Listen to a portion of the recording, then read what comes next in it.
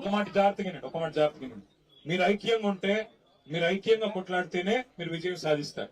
లేదంటే వీళ్ళు ఏం చేస్తారు, ఒక 100 మందితో సంతకాలు ఎలుముద్రలు తీసుకొని మీకు ఆడేనో. మరి కేసీఆర్ గారు అప్పుడు 2000 డబుల్ బెడ్రూమ్ కట్టించాడు.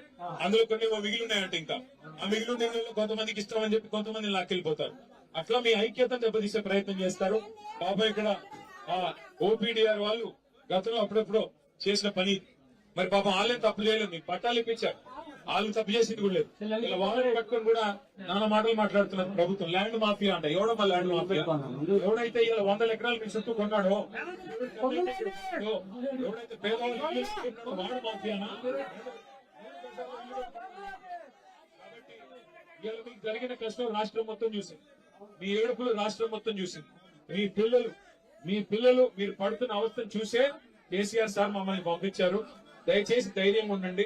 మీకు అన్ని రకాలుగా అండగా అజయ్ ఉంటాడు, మా గాయత్రి రవిచంద్ర గారు ఎంపీ గారు కూడా ఉన్నారు, ఆయన కూడా ఉంటారు.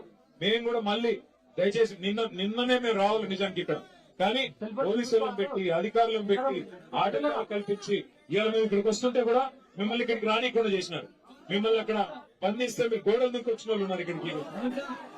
మీరు వస్తే ఇక్కడ మీరు రాకూడదండి, భయమేంది? నేను ఒకటే మాట్లాడుతున్నా, ప్రభుత్వం తప్పు చేయకపోతే రమ్మనండి, 3 మంత్రులు ఇక్కడికి, 3 మంత్రులు ఇక్కడ రమ్మనండి, వాళ్ళు వచ్చి చెప్పొచ్చు కదా. కలెక్టర్ రావాలి, మంత్రులు రావాలి. తప్పు జరగకపోతే మీది తప్పు అయితే వాళ్ళు వచ్చి చెప్పొచ్చు కదా. ఎందుకు ధైర్యం లేదు? తప్పు చేశారు. ఇంకొక మాట నిన్న మొన్న ఆర్టీఓ గారితో ఇల్లు కొలుగుట్టించారు. ఇప్పుడంట మంత్రులందరూ మంచోళ్ళంట, ఆర్టీఓ మంచోళ్ళు కాదంటే అందుకే ఆయన పంపించారు, ఇక్కడ ట్రాన్స్ఫర్ చేశారు.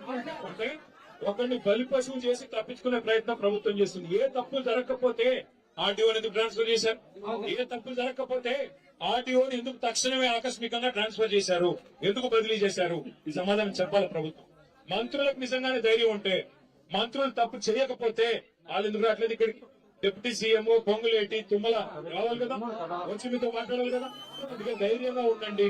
మీ కేసీఆర్ అని ఉన్నాడు మీ ఎంబడ, కేటీఆర్ అని ఉన్నాడు, మీ అందరం ఉన్నాం మీకోసం. ఎట్టి పరిస్థితుల్లో మీకు న్యాయం జరిగేదాకా మీతో ఉంటాము. కోర్టుకు పోదాం, మీకు అన్ని కాయిదాలు ఉన్నాయి, కోర్టుకు పోదాం.